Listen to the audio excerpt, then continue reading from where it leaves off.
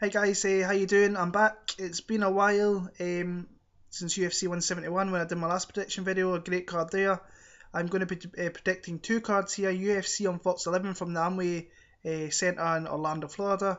And the following week, MMA's #1 fighter, Johnny Bones Jones, defends his title once again against a dangerous opponent in Glover Teixeira.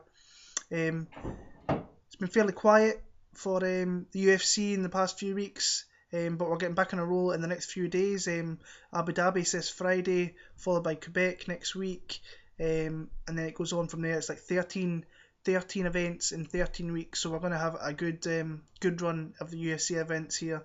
But I say we're going to start here. First of all, we're going to go from if you think Jon Jones is going to win in Baltimore, you give him a thumbs up. If you think Glover Teixeira is going to win, thumbs down, and let's see what the people think who's going to win this fight in Baltimore. So we're going to start the UFC event, UFC on Fox 11 in Orlando. We're starting in the heavyweight division, if I remember right. It's Derek Lewis against Jack May, both newcomers to the UFC. Derek Lewis is 9-2, Jack May is 7-0. From what I've seen of Derek Lewis, a big puncher. Gases though, he's a heavyweight. I think in future we maybe see this guy drop down to the light heavyweight division. Very solid striker. He comes at you very, very hard, but he does gas a little bit easy. He's got 8 KOs and 1 decision to his record, and he's got a current victory over a current UFC heavyweight in Jared Rosholt, who fights this week in Abu Dhabi. Jack May, he's 7-0. Fights out of California. He's 6 knockouts as well. So I don't know much about it. I haven't seen much footage. From the footage I have seen, I'm going to go Derek Lewis by a knockout early. In the featherweight division, we've got Mirsad Bektic against Chas Skelly. Both new fighters to the UFC, both undefeated. I've watched a few fights of Bektic. I'm a big fan of the RFA, so I watched quite a lot of their fights, seen them there. Very, very impressive. Chas Skelly fighting out of Texas, he's 11-0, a submission guy, I believe. Let me have a look. 6 subs, a couple of KOs, and some decisions in there. I think he fights out of the Johnny Hendricks camp as well, so he fights with decent fighter and trains with decent fighters. But I like Bektic in this fight. I think it's going to be a very quality fight, good fight. This, from what I've seen of Chas Skelly, he looks very, very good in his feet, but he doesn't kind of throw as much power into his shots. He tries to throws the shots to advance to get his takedowns. I like Bektic. I think this is going to be a close fight. I think he will win via decision, and we'll move on. So I'm going to go Mirsad Bektic by unanimous decision. Into the Fox card, we've got Jordan Main against Hernani Perpetual. Jordan Main, the kid's been around forever. I think this is like his 35th MMA fight, and he's a very, very young age, coming off a pretty devastating loss to Matt Brown last time out about a year ago, which seems crazy how quick that has went. I'm a fan of Jordan May, and I think in the future, once he rounds out his skills a little bit more and thinks about things a little bit more, he'll become a very, very big fighter, top class fighter in the UFC. Perpetual, 17-2, fights out of Nova União. Striker, but he's also got the jiu-jitsu skills as most Brazilian guys have. 17-2 record, I think I said. Watched a few of his fights in Shooto. Of course, he probably hasn't faced the opponents that Jordan Main has faced. I like Jordan Main in this fight. I think he will finish this fight, and I think he will finish it by TKO in the second round. Next up, we've got Esteban Payan against Alex White. Esteban Payan, a very, very gritty fighter. One of the kind of journeyman guys who will fight anybody in a kind of drop of a hat. But he's coming off 2 losses in his 2 UFC fights. Tough fights. Jeremy Stevens, who is a top 10 guy in the division, and I think he got knocked out by Robbie Peralta last time as well. Alex White is 9-0. Let me look at my notes here. Yeah, 9-0. He's 5 subs, 3 KOs. What I've seen of him, he's very, very good in the ground. He's very dangerous. He'll throw up things, he'll go for things as well. extravagant things. But he's quite technical on his feet, and he's very, very good with his footwork, and he kind of gets in and out. Looks for the takedown quite regular as well. I like Alex White in this fight. I think he will stay undefeated and move to 10-0. And that should probably be the last we see of Esteban Payan in the UFC. Next up, we've got a fight with a pair of MMA journeymen. No journeymen, veterans. That's what I was looking for. We've got Jorge Masvidal against Pat Healy. These guys have fought a lot, all the big guys, especially back in Strikeforce when they were there.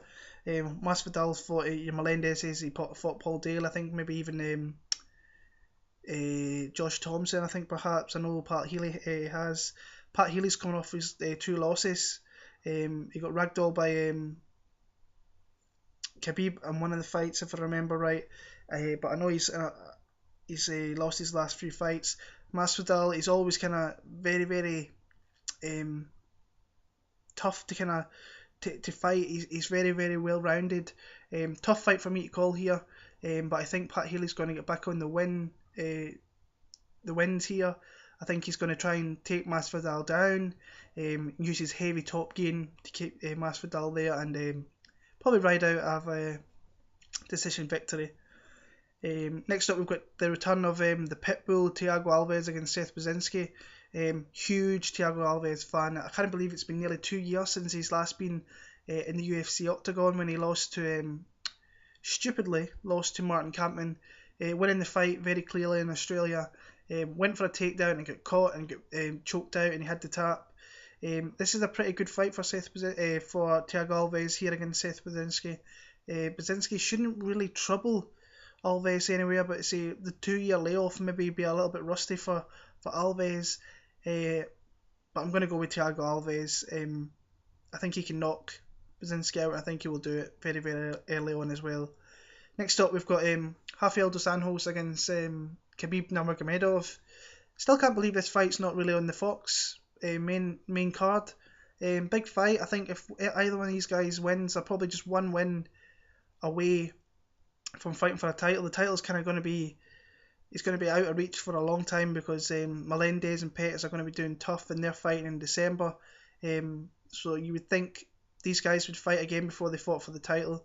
Dos Anjos always improving, looked great against Cerrone. Khabib is just a sleeper in that division. He's good on his feet. He's when he gets a hold of you, he doesn't let go. He'll put you down. I believe he's probably got a great jiu-jitsu game as well if he uses it, but he just likes to grab people, put them down and pound them, and usually win by decision. I don't see this being any different. I think Khabib Nurmagomedov is going to win. I think he will do it by unanimous decision. Moving on to the main card. See, this is why I don't understand. Brad Tavares and Yoel Romero ahead of Dos Anjos and Nurmagomedov. Not sure about that. Brad Tavares, every time I pick against this guy, he wins. Picked him Lawrence Larkin last time out. He beat Lawrence Larkin. I've always been a fan of Brad Tavares. I liked watching him back in Tough, but for some reason I always pick against him. And he's against Yoel Romero here, who's in his 4th UFC fight. Been very exciting since he went to the UFC. He's won his last 3 fights by a knockout, and last time out against Derek Brunson, he was losing that fight, and he came out in the 3rd round and he took Derek Brunson's head off with some devastating strikes. As I say, Brad Tavares beat Lawrence Larkin. He's a very, very tough guy. Romero is great at trying to take people down, and I think Brad Tavares' takedown defense has looked phenomenal. I like Brad Tavares in this fight. I think I'm going to go with Tavares by a decision here. Next up, absolutely unbelievable fight. Donald Cowboy Cerrone against Edson Barboza. This is just an amazing fight, which is a long time coming with these two. These two guys, their kickboxing is phenomenal. It's probably the best 2 kickboxers, along with Anthony Pettis, in the lightweight division. Donald Cowboy Cerrone's got a great submission game. If it goes to there, I think he could submit Edson Barboza. Barboza, last time out, didn't really look great against Danny Castillo for half the fight, but he got the victory. I think it should have been a draw.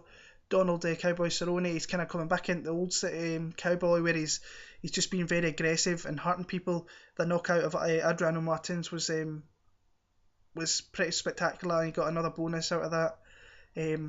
But I'm going to go with underdog here. I'm going to go with Edson Barboza. I think he can take out Donald Cerrone, and I'm going to go TKO in the second round for Edson Barboza.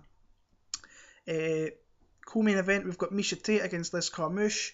Big Miesha Tate fan. I'm glad that she's kind of got the whole Ronda Rousey situation out the way, tough out the way. She is probably the second best fighter in women's MMA in the UFC, I should really say, because Cyborg's out there as well, along with maybe Kat Zingano as well. I think it's a great fight for Miesha Tate here. She's got Liz Carmouche, who is a great fighter herself, but I think she struggles against the kind of high quality fighters, like your Alexis Davises per se. I think Miesha Tate can take her down, and I think Miesha Tate can submit her as well. So I'm going to go Miesha Tate by a first round submission. And in the main event, it's Fabricio Werdum against Travis Browne, a title eliminator. The winner of this fight is going to go on to face the champ Cain Velasquez, probably in Mexico City later in the year. Fabricio Werdum, we all know what his skills are. He's an ever-improving kickboxer. He's looked great these last few fights kickboxing, but his bread and butter is the ground game. You go to the ground. He's the best guy in probably the higher weight classes on the ground. I think he submitted Minotauro the last time. I'd love to see him against Frank Mir in a fight when it goes to the ground. But he is the best guy in the division when it goes to the ground. Travis Browne is a fucking animal. This guy can hurt you from anywhere. He's got heart, he's got determination. You try and take him down, he's an elbow in your head, and he's knocked two people out, and Gabriel Gonzaga and Josh Barnett by doing that. As you say, he got hurt against Alistair Overeem.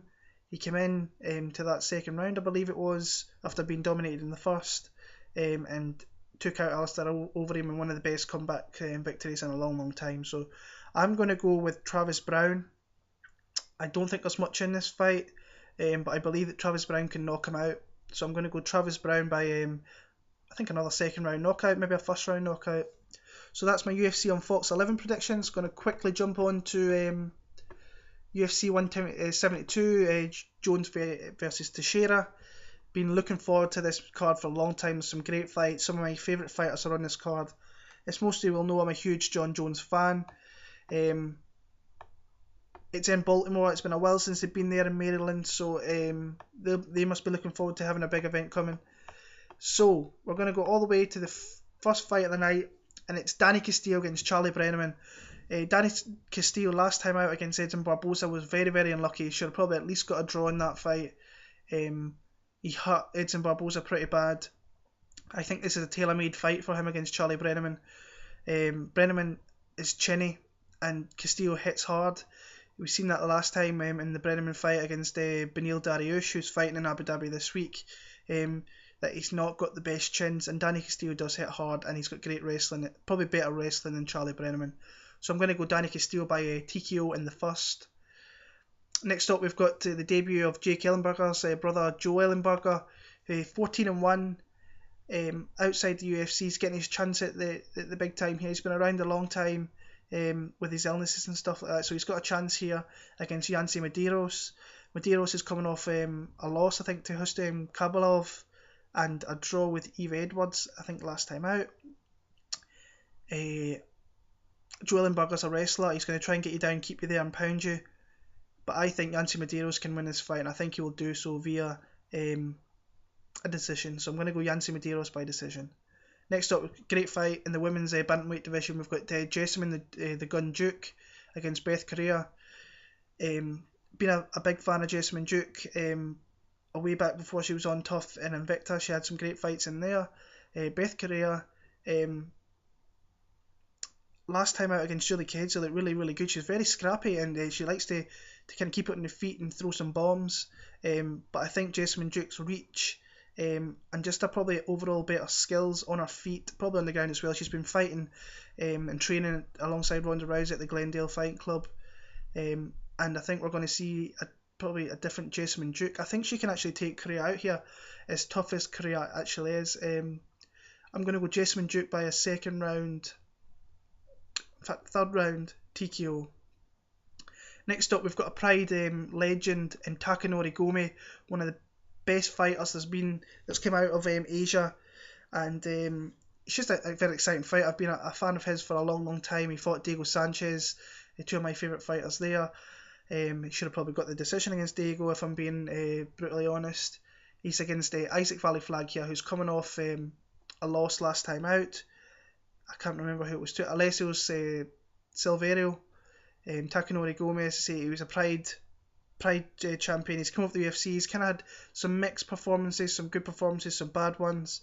But I think we could see, hopefully, I'm hoping we see the return of the old Fireball Kid here. So I'm going to go Takanori Gomi by a knockout against a very gritty Isaac Valley Flag, and I'm going to go another third round knockout. Next up, we've got flyweights. We've got Joseph Benavidez against Tim Elliott. Both guys coming off losses. Tim Elliott lost last time to Ali Bagatinov at UFC 168. Bagatinov looked okay in that fight. I don't think Elliott kind of really troubled him as much as he really should have. Joseph Benavidez is actually coming off his first stoppage, I think, of his career, where Demetrius Johnson knocked him out. I don't think anybody's seen that coming. Knocked the fuck out. He was sleeping the time he hit the ground. But I think this is a good fight for Joseph Benavidez. Elliott's he's a wee bit erratic. He's a wee bit weird in octagon, but I think Joseph Benavidez is going to come out and bull rush him and catch him with something in the first round. So I'm going to go Joseph Benavidez by TKO in the first. Next up is a fight I've been looking forward to since it was announced, I think way back in February. It's Max Holloway against Andre Fili. Now, I've been a fan of Andre Fili for a long time, before he was in the UFC. I kind of keep my eyes on Team Alpha Male quite a bit, because they have got a lot of good fighters coming through, and Andre Fili was right at the top of that list, along with Chris Holdsworth, of course, who won Tough. Max Holloway is coming off a win over Will Chope in Singapore back in January. Looked very, very good. It had a few kind of troublesome times in the fight where Chope's obvious reach kind of hurt him a little bit, but once he got going, he really hurt Will Chope and hit him with some great body shots that took Will Chope out. Andre Fili, second fight in the UFC, fought Jeremy Larson at UFC 166. Looked phenomenal, considering it was only, I think it was 10 days notice he got the call to come fight at 145. He was actually preparing for a fight at 170, had to lose the weight, didn't make the weight, but looked spectacular in his fight with Jeremy Larson and stopped him via TKO.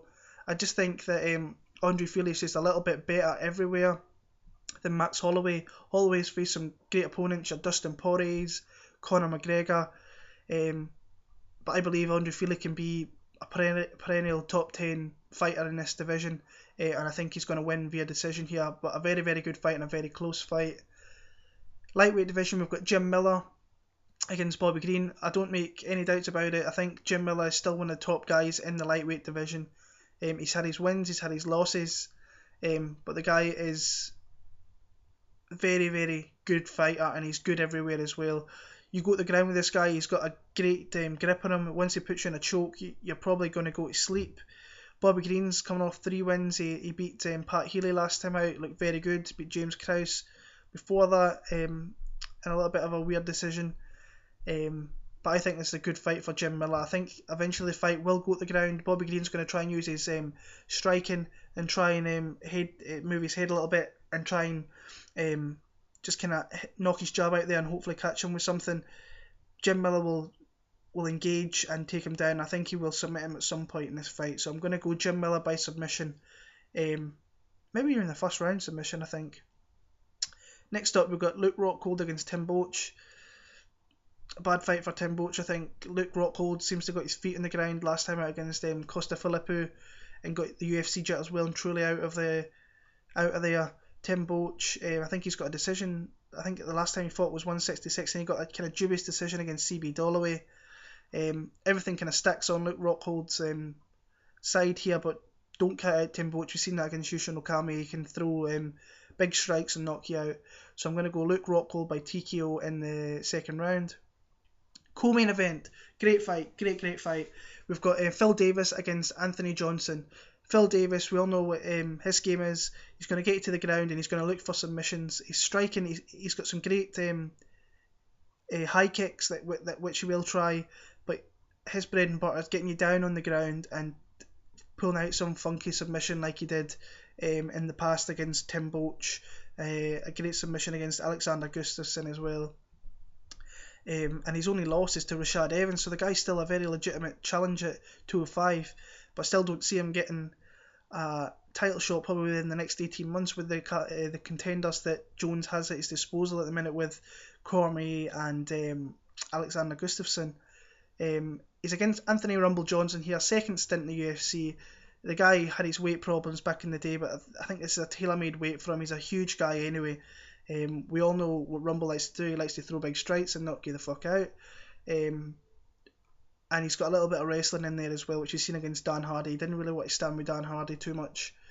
But I think this is a good fight for Phil Davis. I'd like to see Anthony Rumble Johnson win because I think he could be very exciting for the division. But I'm going to go Phil Davis by third round submission. And the main event, been looking forward to this since it was announced. Been thinking quite a lot about this fight when it was announced. It's Jon Jones against Glover Teixeira. Now I might just be a little bit, I'm not stupid, I've been a fan of this sport since I was 10 years old, the first time I ever watched it. Coming on 19 years since I watched it, since my dad showed me it. And we've got two of the best guys here. Glover Teixeira, he definitely deserves his shot. But I just don't see where he hurts Jon Jones in this fight. I really don't. I think Jon Jones is better everywhere against Glover Teixeira. We saw last time out Jon Jones, he's got that warrior spirit. He's going to keep going, and he's going to he had an absolute war with Alexander Gustafsson, and came through that, and in the late rounds the true champion came out, and he showed why he was the champion and he wanted it more than Alexander Gustafsson. Glover Teixeira, he's very, very good on his feet, dangerous on his feet, hits hard, great when he goes to the ground, he's got great jiu-jitsu, but I just don't think Jon Jones is going to let him get anywhere near him. He's going to be using his legs and his reach, especially those leg kicks, the oblique kicks to the legs, and he's going to keep Glover Teixeira away, and he's going to, I actually think Jon Jones will knock out Glover Teixeira. Glover Teixeira's looked a little bit chinny to me. Fabio Maldonado hurt him, Ryan Bader hurt him, saying that Glover Teixeira came and knocked him out straight away after that. But I'm going to go Jon Jones by a second round TKO against Glover Teixeira, and hopefully he'll move on and the rematch between him and Gustafsson happens. Alex deserves it. He looked great in London against Jimmy Manoa. So yeah, that's what I hope happens. I'm a big Jon Jones fan, so hopefully he pulls that out. So yeah, there's my picks for the two big events at the end of this month. Can't wait for the cards. Thank you very much if you've watched this. Give me a like, tell me your picks. If you're on Twitter, come and follow me at BigBilber7MMA. Remember, like for Jon Jones, thumbs up for Jon Jones, thumbs down for Glover Teixeira. And I just want to pass on my best wishes to my main man Dustin Poirier next week in Quebec against Akira Kurosane. I'm a huge fan of Dustin Poirier, one of the nicest guys you'll ever meet outside of the octagon. Hopefully he gets the win and moves even closer to that title shot. So I want to thank you very much for watching again. I'll be back soon, hopefully try and get more videos out, but I'm working quite a lot, so I'll be back soon. If not, I'll be back for UFC 173. So thank you.